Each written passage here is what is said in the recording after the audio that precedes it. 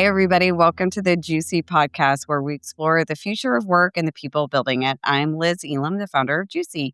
And with me today, I have Ben Newton. He is the operations director at Patch, a brand known for thoughtful, design-forward workspace and a speaker at our upcoming GCUK in Manchester. We talk a lot about community and brand, but what about operations where everything either holds together or falls apart? I'm excited to dig into what really drives great operations and what most people are missing. Hello, Ben. How are you today? Hello. I'm very good, thanks, Liz. It's lovely to be here. Well, thanks so much for joining us. So, every year I pick kind of like a beginning question. And this year it's about your morning routine because what I figured out is my morning routine, I feel like, is part of my success, honestly. And so, I would love to hear what your morning routine looks like. Sure. Pretty boring, honestly.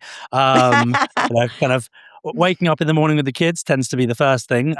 Obviously, trying to, as soon as I want to skip the school runs and all that sort of stuff, but when I'm actually there, ready to kind of start the work day, make myself a great cup of coffee. That's non-negotiable. And then a bit of time before the emails. I try to make sure that I don't open things like Slack on my inbox for the first Right. kind of half an hour. I think it's really important to just try to plan a bit of my day, check what I need to be doing, and kind of get myself set up as well. Just to kind of get my head straight and make sure I kind of know what's happening for the day. Then you get into it, and Slack opens and the inbox opens, and kind of the world floods in. And because I run the 6 sites across the country, my day does vary. Sometimes I'm, on a train or in a car and heading to a location, 3-4 hours away from where I live. And sometimes I'm working from home to try to get some more strategy stuff done as well. So kind of the way I look at it is my job's to clear the path for the team and not be the bottleneck. So Mm, the morning is really kind of working out how I can do that and be where I'm needed on that mhm. at that time or in that day.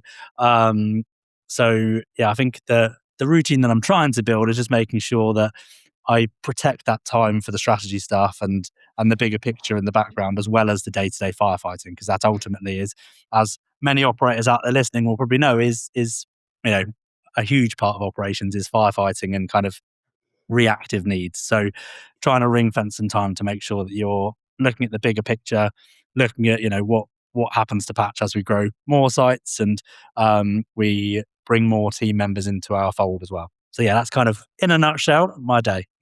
I love it. I love it. And then I thought it was interesting that you mentioned Slack before email. Yes. And that you didn't mention your phone because I think a lot of people tend to just immediately pick up their phone, which is a distraction for hmm sure. And I'm just curious, is Slack where the operations really happen at Patch? So it's interesting. We are quite careful when it comes to comms in Patch.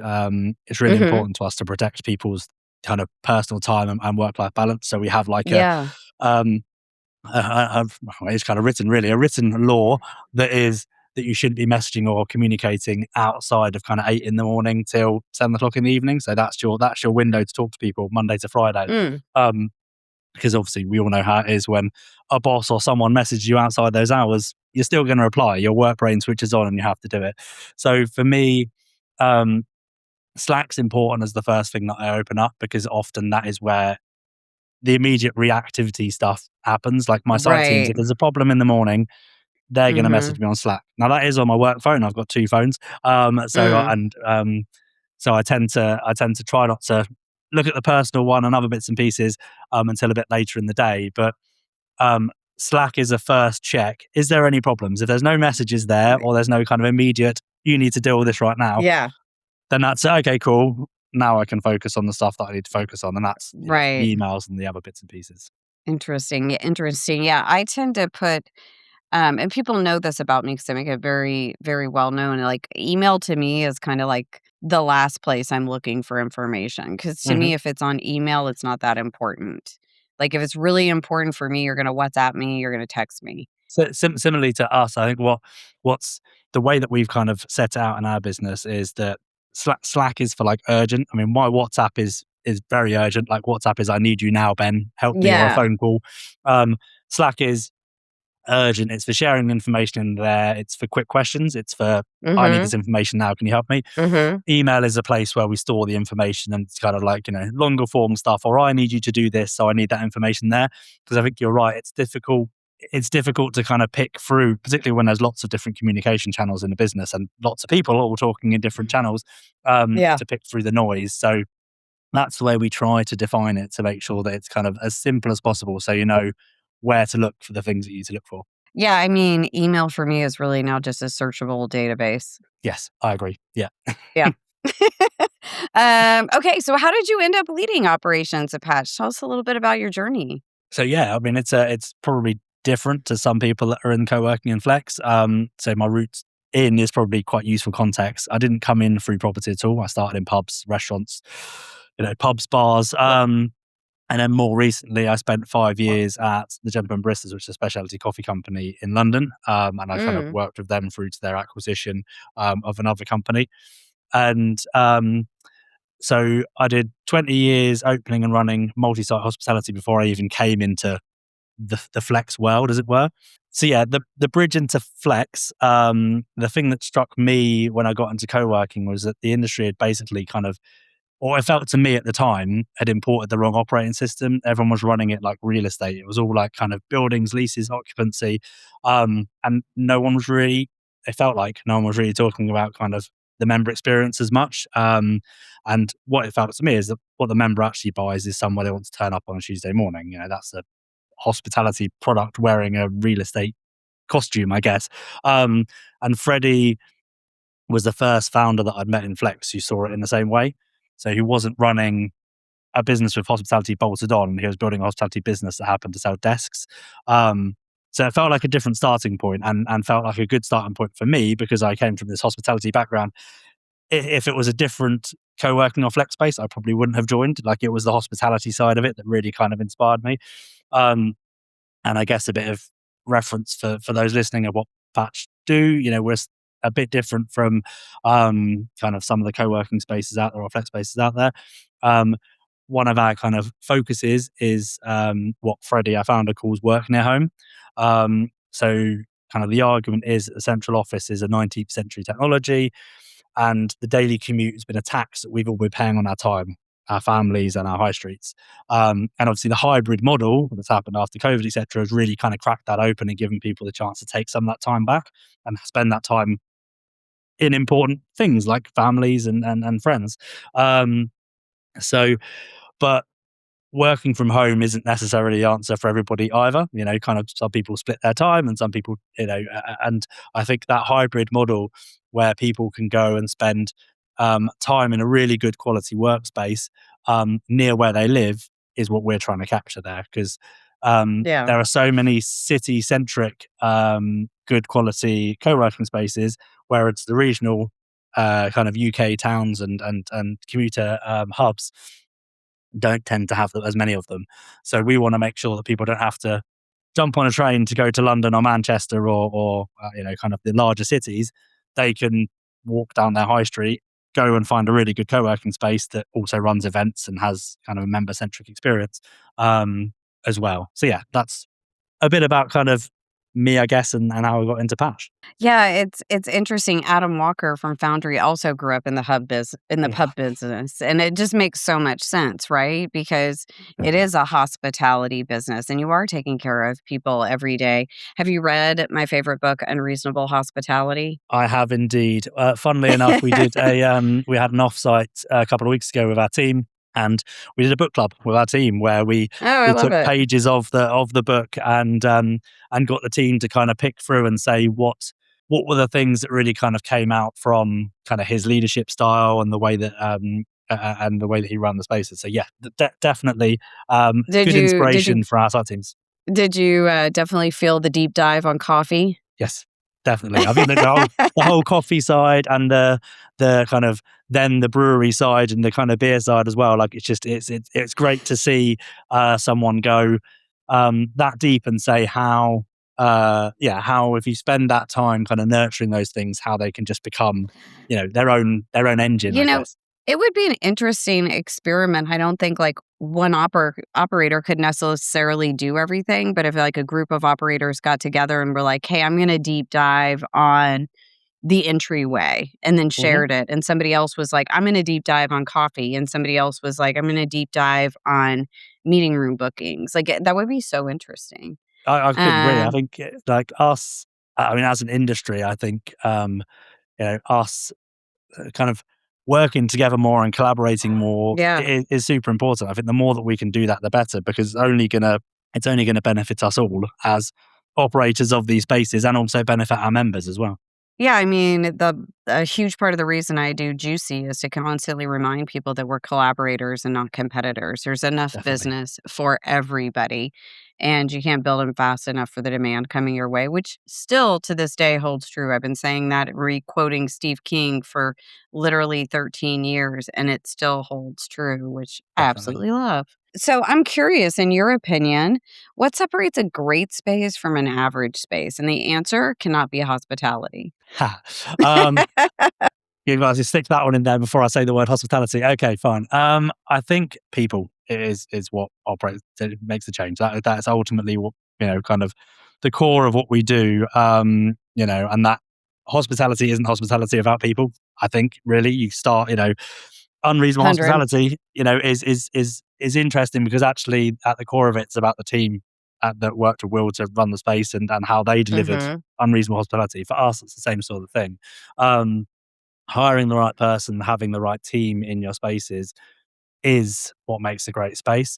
We can go through and say coffee and cleaning and, the design and the product feel, Mhm. but that stuff kind of feels obvious. Hopefully most people that are opening a co-working space are saying, "Oh, let me make it look pretty. Oh, let me have a good coffee machine offering in there. Oh, let me do this." Mhm. But I think that um, investing in your people and making sure that they have a good knowledge of the systems that you have in the space, and more importantly, a good knowledge of the area that they're working in. So, we always try to hire as close to where the space is going to be as we possibly can. Mhm. We do have people that live on the outskirts and commute in, but ultimately only small distances, because I can't really expect them to run the community and our space if they're not part of that community too, and they're not inspired by it and kind of Mhm. informed by what's going on in that community, or want to inform what's going on in that community. So, Bournemouth, where I am currently, is a good example where we've had local councillors come and use the space. We've had safety walks around Bournemouth with our team and Mhm. kind of police and local councillors to say how can we all help improve the local area, the local economy, and safety in the space for everybody as well. So, yeah, I think people. I think is probably is my answer. Yeah, I love that, and I would absolutely agree. It's the people. It's about how you're greeted. It's about how you're cared for. It's about removing the barriers to entry so that people have a great experience. Definitely. So, what do you think is the hardest thing about operating with humans? I think that things can go wrong. I guess because obviously, if you're operating with humans, and we're talking about both the team that I just talked about, and Mhm. also the members in the space. There are. Mhm. It's the same, I guess, in any hospitality business. Is that no day is the same. There is always something new happening, Mm. whether it is a surprise, weird, and wonderful thing that a member has decided to do for you that day, or a surprise, weird, and wonderful thing that one of our team members have decided to do for us that day as well. I think it's always quite difficult. Um, I think one of the things as well is that particularly for our site teams, it is very much kind of front customer facing, and that can ultimately lead to kind of exhaustion and burnout, because you are constantly spending time speaking to people, solving problems. Mhm. You're at the coalface, I guess. I mean, I saw your LinkedIn post earlier about kind of mental health in co-working. I think it's a critical thing that in co-working, hospitality as well in general, but co-working is something that we all need to be paying attention to. How do we ensure that um, our teams get that time away from that front desk Yeah. to do the day-to-day work, to also just have a break and kind of deep dive into what they need to do. So we've introduced some things like day off desk days, where ultimately it is just literally Oh, saying, nice. removing a team member from the desk. So most of Mhm. our sites are quite lean. We normally have 2 to 3 members of staff in our teams. So um, working almost like a front desk rota to say, actually on that day, spend that Mhm. day off desk away, because we don't have an office. We don't have a space where they can go and hide. Right. So go and work somewhere else. And we've also just introduced some kind of monthly rolling work from home days as well for our site teams too. So they have the Oh, I love opportunities to spend that. a day working from home too, because I think Yeah. that actually, sometimes, you can just be more productive. You can sit there, you can have your music on in the background, and you can just crack on and do your work that you need to do without being disturbed. So I think probably that customer facing element, the constant of it, is probably one of the difficult things. And then I guess the other thing for us at Patch, because again, it's slightly different to some co-working spaces, is that we have a public forum as you walk in. So anyone can walk in off the street and say, hey, what's going on here? Um, and we have event spaces, meeting rooms, such as I'm in now, podcast studios in some of our locations. So not only do we have the member stuff that's going on, but we have customer centric or guest centric stuff, which is, puppy yoga or networking events happening, or birthday parties or things being used in different spaces and times. So that all just adds another kind of complexity for the site teams to manage and organize and deliver well as well. So those are probably Yeah, the two difficult things. I operated my own space here in Austin for 8 years, and I loved being the host, and it was so fun for me, but I would literally leave at the end of the day, and I needed to be alone because I Mhm. recharge alone, and I was so spent from being on all day that I was just like, "I don't wanna talk to anybody." Yeah, So, I yeah. definitely feel that, and I think, I did roll out a huge mental health initiative for our industry, which is, I want every single space in the world to offer free mental health services. Mhm. But that includes the employees, right? Because we are giving so much to our communities. Mhm. To me, it's an assumption that it includes your team, but probably something I need to state more explicitly, I that think it it's it starts it starts at home, and if home yes, is your co-working space, then it's your people. We gotta put, definitely. the oxygen mask on them first. Hey guys, just breaking in to let you know if you would like to join us in the UK, we've got an event coming up in Manchester and one in London. You can get more details on that at uk.juicy.co and africa.juicy.co. We've got an event coming up in September in Cape Town that we're super excited about. We want to learn what's going on in Africa, and we want to pour everything we can into that continent. If you'd like to have a juicy ad or be a podcast guest or talk to us about sponsorship or anything else, just hit us up at info@gcuc.co. Talk to you soon. I was literally about to say the oxygen mask phrase myself. I think that's the piece, isn't it? How can, because also I think that, we don't really talk about it publicly at all. And I think that maybe we should, but to some extent, I quite like that we don't talk about it, is the fact that when we get our NPS surveys back, like we have quite an in-depth NPS survey that we send out. We send them out Mhm.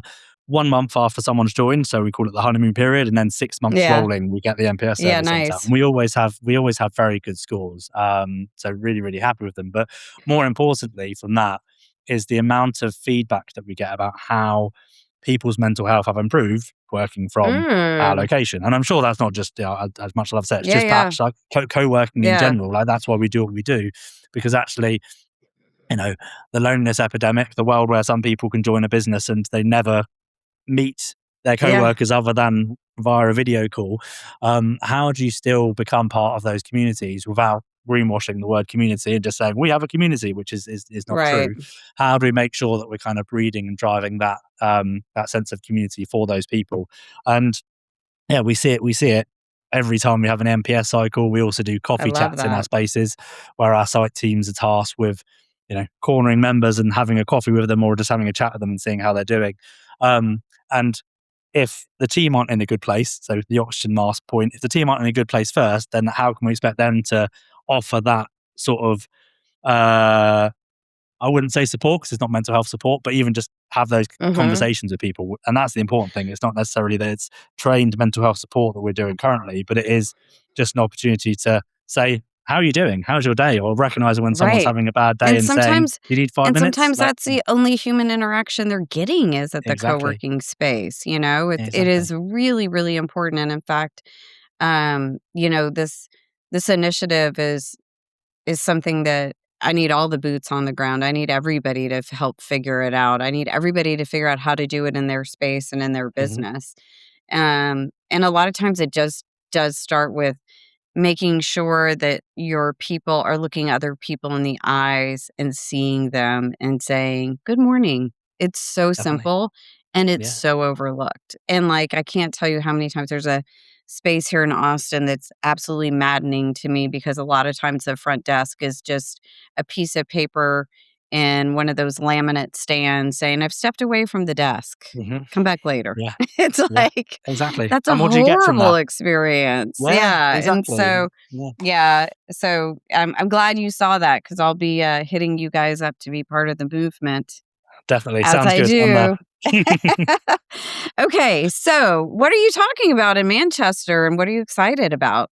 Yeah. So I'm super excited to come and join Manchester GC. So I'm talking about the OpenOps project. So kind of going back to what we said earlier about sharing, and that is Mhm. the whole GC and the whole point of kind of what I want to do is collaboration. So um, the OpenOps benchmarking project basically came out of a bit of frustration. So I was sat trying to benchmark our cost base, energy spend per square foot, FM rates, cleaning desk, and there was nowhere to go really. There's none that information out there. There are opportunities to obviously with Win and some other places to have a look at revenue and kind of see Right. that sort of stuff. Mostly city centric as opposed to for us kind of these kind of city adjacent slash slightly more rural places. Mhm. Um, but I just couldn't see anything out there that had the data that we needed. And I sat down and I spoke to various peers in the UK as well, and they all agreed that no one really knew. So what I thought was, if I can't buy it and I can't find it elsewhere, then how do I build it? And Create it. yeah, Mhm. how do I create it with the people that are around me to start off with? I've got a great network of peers that I talk to regularly.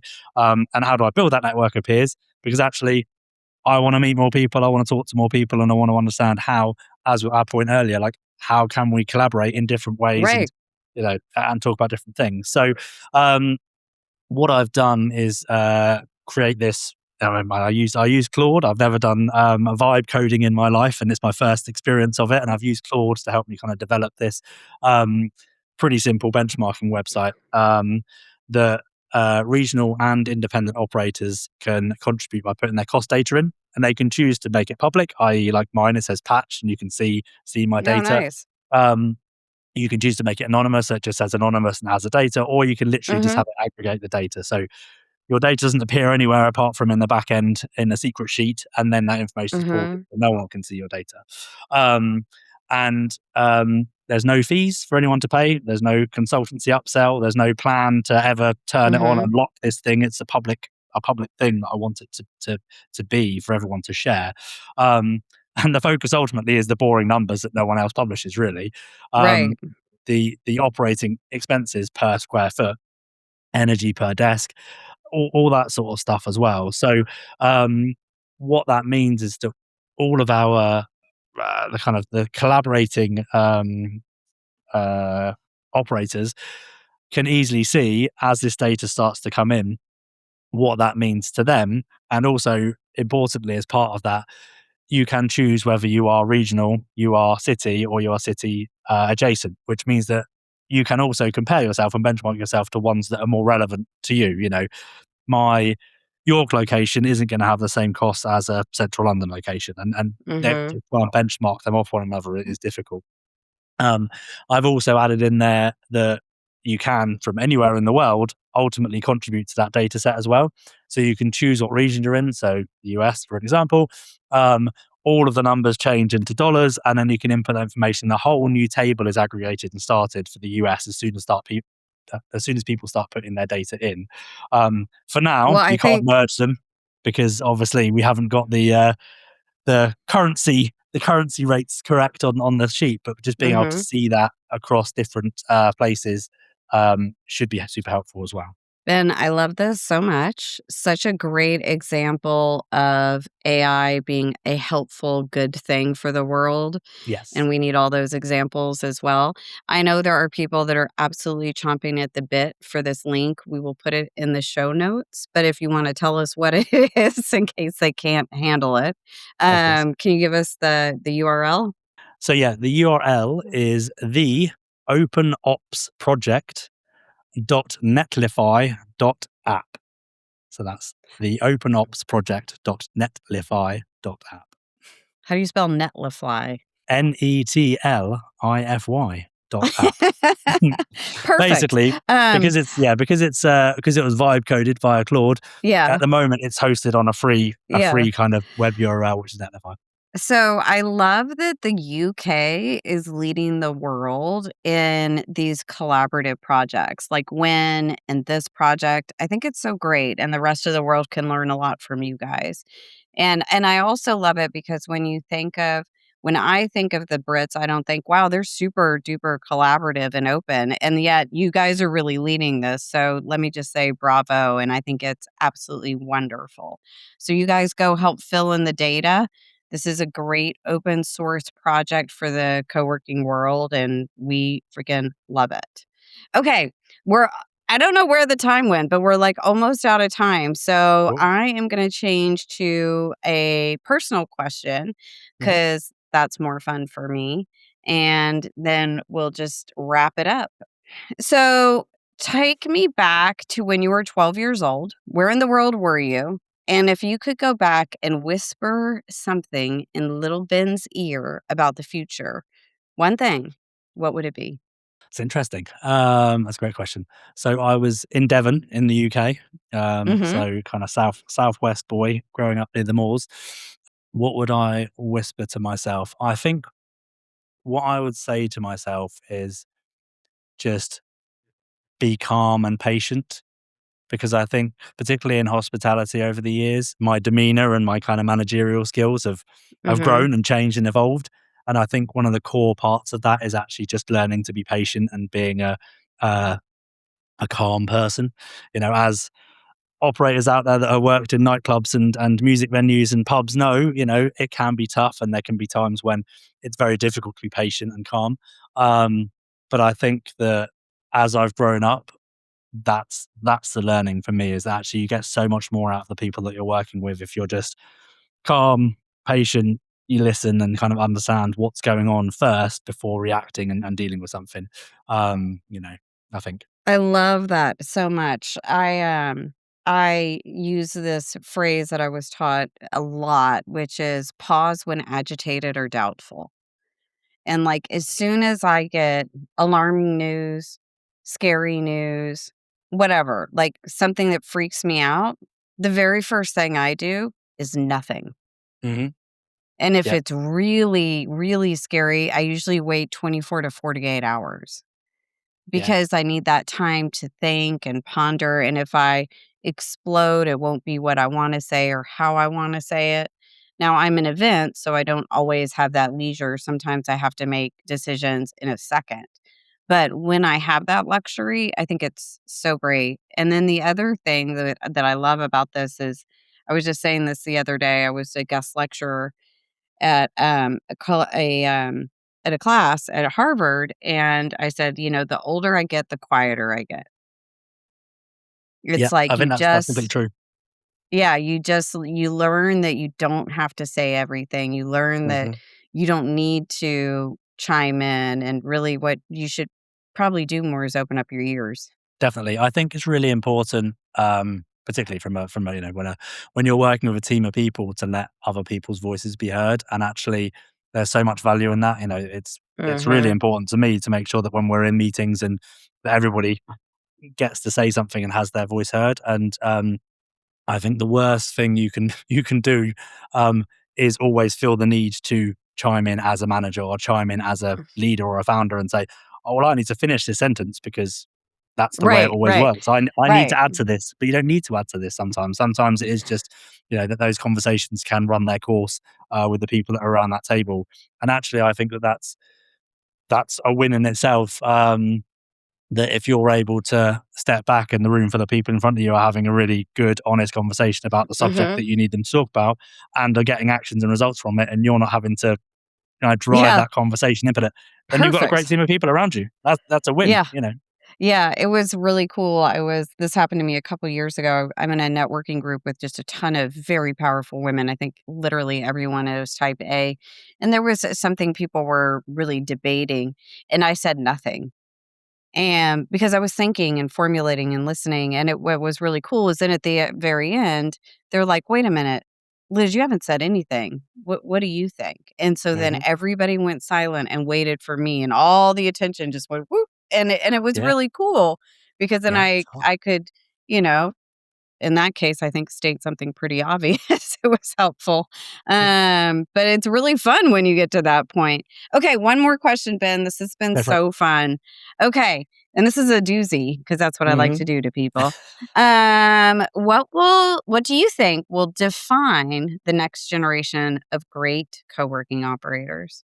Ooh, um, I think that probably kind of regional, not city, I think is going to define the next generation of co-working operators. I Mm, think that it has to be. I mean, we are mhm, in that industry ourselves, so I'm having to say that too. But I think that the structural growth story in the industry is regional, not kind of city centric anymore. mhm, Um, Hybrid hasn't killed the office, but it has killed the commute, and I think that demand is starting to move more and more to commuter towns and regional cities instead of the kind of the main cities.